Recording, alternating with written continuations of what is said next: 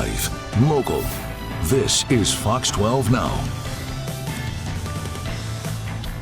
Hello, everyone. This is Fox 12 Now. I'm Greg Nibbler. Thank you very much for joining us. We are live streaming here out of the Fox 12 Oregon newsroom. As we do every weekday, starting around 1 p.m., we go throughout the afternoon. We cover a wide range of topics here on the show, including breaking news, and sometimes we talk about awesome events and different things that you can do around this area. And that's what we're going to be discussing right now. The Portland Art Museum has a new exhibit up, a pretty unique one that we're going to be discussing here on today's episode. To do so, we are joined now by the curator of the Yoshida Chizuko exhibit. We got Jeannie Kenmotsu, who's joining us right now. And Jeannie, thank you very much for being here with us today. Really appreciate your time to talk about this. I always love finding out what's going on down there at the Art Museum.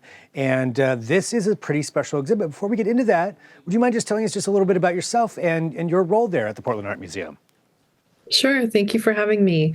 I am the Arlene and Harold Schnitzer Curator of Asian Art at the Portland Art Museum. So I oversee a collection of close to 7,000 works of Asian art and a very active and robust exhibition program for our museum.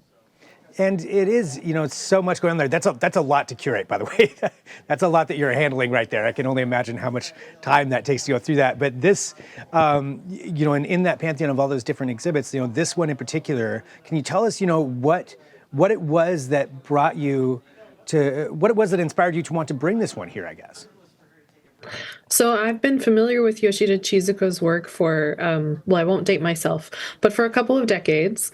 And I started in 2018-19 to see some additional work that she had made that I knew no one had ever seen before because it hadn't been published. It hadn't been, shown in exhibitions, either in Japan or in the United States. And that just made me curious. So I was able to work with the family and the estate and spent countless hours going through paintings and prints that Chizuko had made and felt like there was really something special here and a story that hadn't been told. So we've got the first major retrospective that has ever been done in a museum of Yoshida Chizuko's work. It's originating and debuting right here in Portland, which is really exciting. We have a long history with Asian art. The collection goes back to over 100 years ago. So I'm really excited to be able to bring it to our audiences here. That's really amazing. And being here, in Portland, as you mentioned, so like the first time that this kind of exhibit is really being put together here for something like this. That's amazing. For people who may not be familiar with Yoshida Chizuko, could you tell us just a little bit about Yoshida, and just, what kind of an artist they are and really what it is that, is so unique and inspiring about them? Absolutely. So Chizuko married into the Yoshida family of artists, which were best known as printmakers.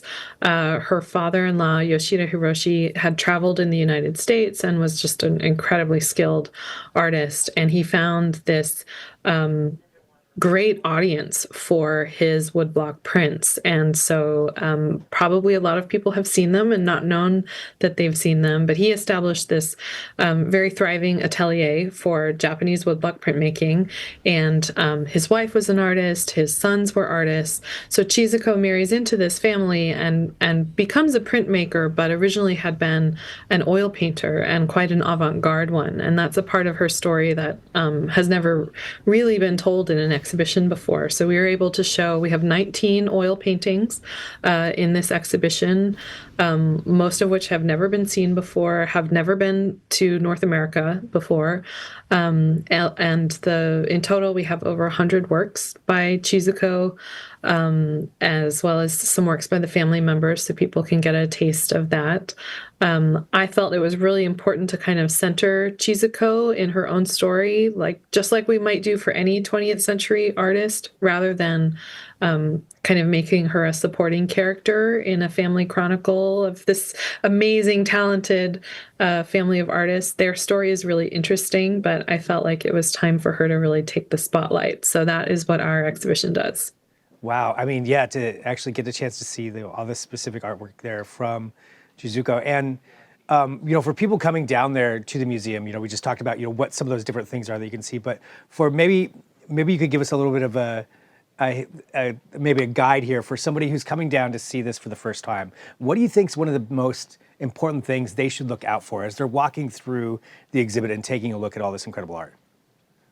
Well, I don't know that they'll need to look out for this because I think it will hit them across the face. So she was totally someone who embraced bold color.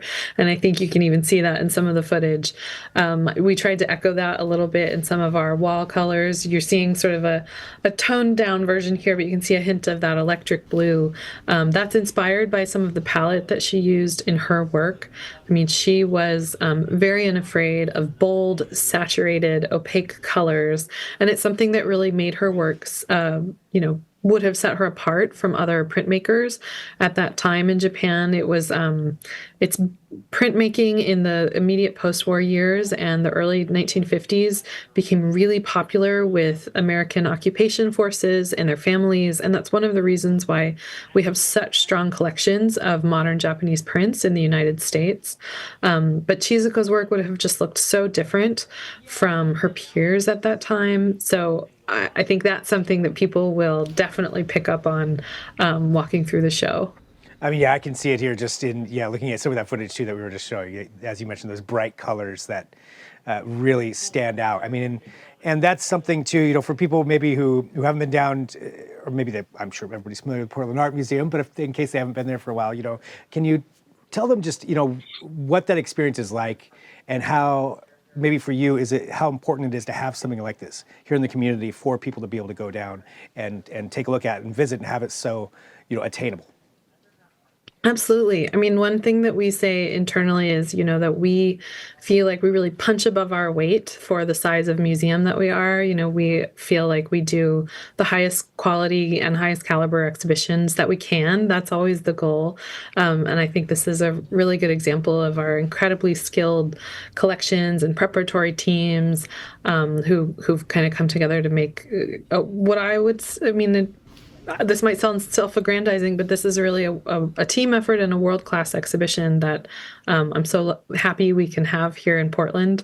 Of course, people have probably noticed that we're undergoing a major campus transformation, and the weeks are ticking down. We're really excited to open the new Mark Rothko Pavilion and open the entire campus for the museum. So the Yoshida Chizuko special exhibition is a really great taster, I think, of some of the things to come.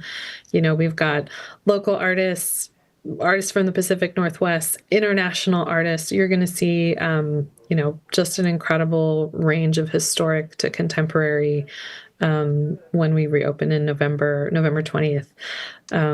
So definitely come down and check it out. I think we've got a whole lot to offer.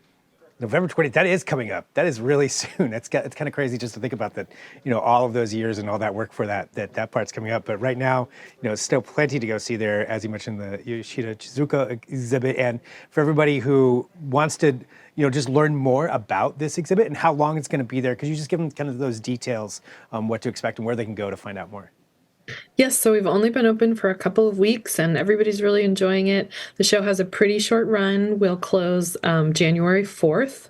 But if you'd like to learn more about the artist, we'll be having a symposium on October 25th, Saturday, that's open to the public, and we'll have a team of scholars from across the nation and from Japan coming. The artist's daughter will be here as well, and we'll have a big kind of celebratory reception at the end of that. So members of the public are very welcome to attend for all or part of the day.